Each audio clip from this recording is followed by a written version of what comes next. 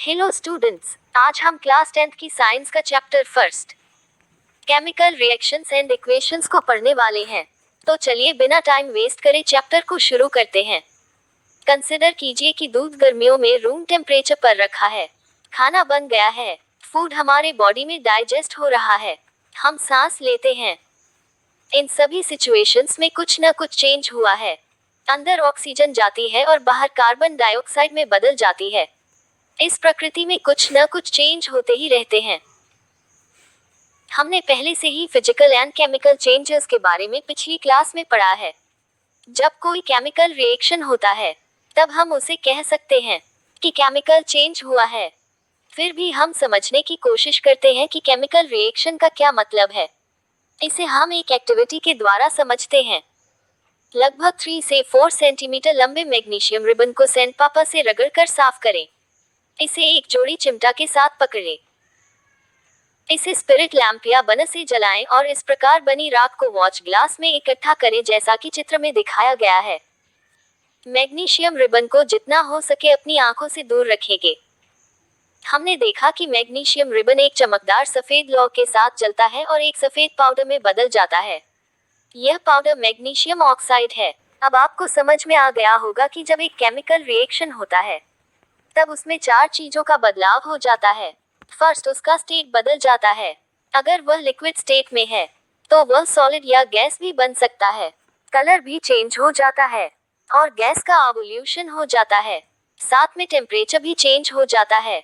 हमारे अगल बगल जो भी चीजें दिख रही है उससे हम कह सकते हैं कि हमारे अगल बगल बहुत से केमिकल रिएक्शन हो रहे हैं।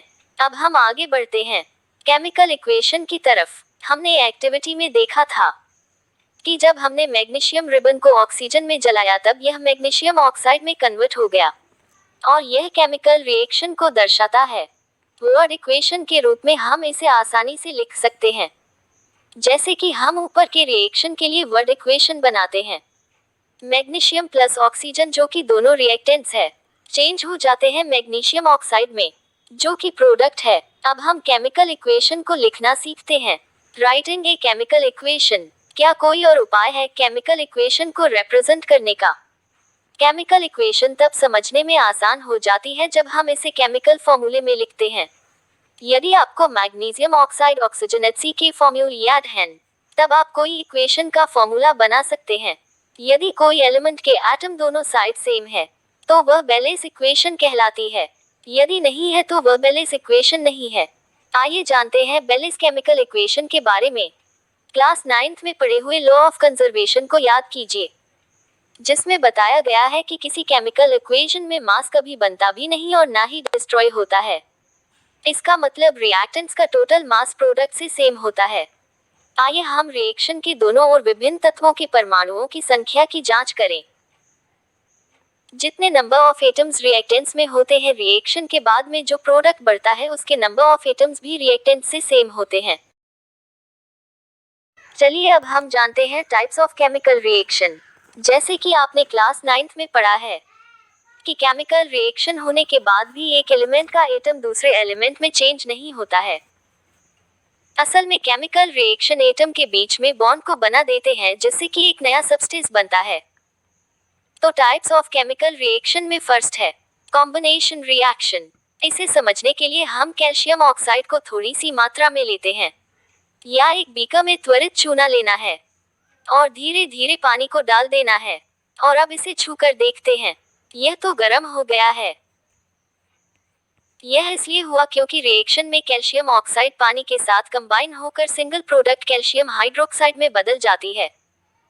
इसका मतलब 2 या 3 रिएक्टेंट्स की मदद से जब रिएक्शन के बाद एक प्रोडक्ट मिलता है then it is called combination reaction.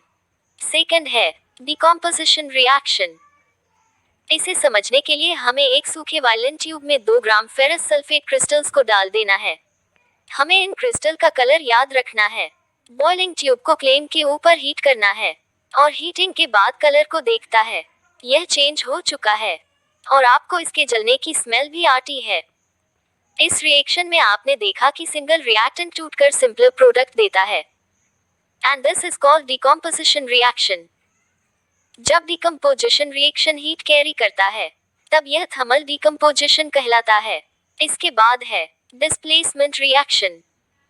इस रिएक्शन में एक एलिमेंट दूसरे एलिमेंट को डिस्प्लेस कर देता है या हटा देता है, जैसे कि कॉपर सल्फेट सॉल्यूशन से हट जाता है, and is called displacement reaction.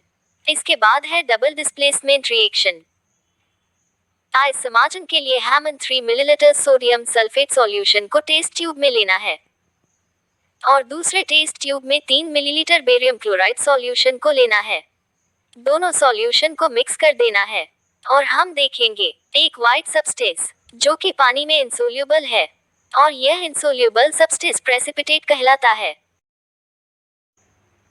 किसी केमिकल रिएक्शन में जब प्रोडक्ट ठोस पदार्थ बन जाए तब उसे प्रेसिपिटेट कहते हैं। किसी भी रिएक्शन में यदि प्रेसिपिटेट प्रोड्यूस होता है तब यह प्रेसिपिटेशन रिएक्शन कहलाता है, और दूसरे प्रोडक्ट में यदि रिएक्टेंट्स के बीच में AONS का एक्सचेंज होता है तब हम इसे डबल डिस्प्लेसमेंट रिएक्शन कहते हैं। अगला है ऑक्सीडेशन एंड रिडक्शन। इसे समझने के लिए हम 1 ग्राम कॉपर पाउडर लेकर चाइना डिस्क में गर्म करते हैं। कॉपर पाउडर की सतह काले कॉपर ऑक्साइड के साथ लेपित हो जाती है। काला सब्सटेंस क्यों बना? यह कॉपर के साथ ऑक्सीजन ऐड होने की वजह से कॉपर ऑक्साइड बना, जिससे कि यह हुआ। क्या आपने ऑक्सीडेशन रिएक्शन को एवरीडे लाइफ में ऑब्जर्व किया है? चलिए कोरोजन के बारे में जानते हैं। आपने देखा होगा जब कोई आयरन की चीज नहीं होती है तब वह चमकती है, पर बाद में जंग लग जाती है और बाद में लाल पड़ जाती है, जिसे कि हम जंग लगना कहते हैं। दूसरे मेटल्स पर भी परत आ जाती है। क्या आपने कभी देखा है कॉपर या सिल्वर परत चढ़ते हुए? जब एक मेटल पर किसी सब्सटेंस जैसे कि एसिड के द्वारा अटैक होता है तब इसमें जंग लग जाती है और इस प्रक्रिया को कोरोजन कहा जाता है। कोरोजन के बाद आता है रैंसिडिटी। क्या आपने कभी किसी ऑयल या फूड का टेस्ट किया है जो कि लंबे समय से रखा हुआ है?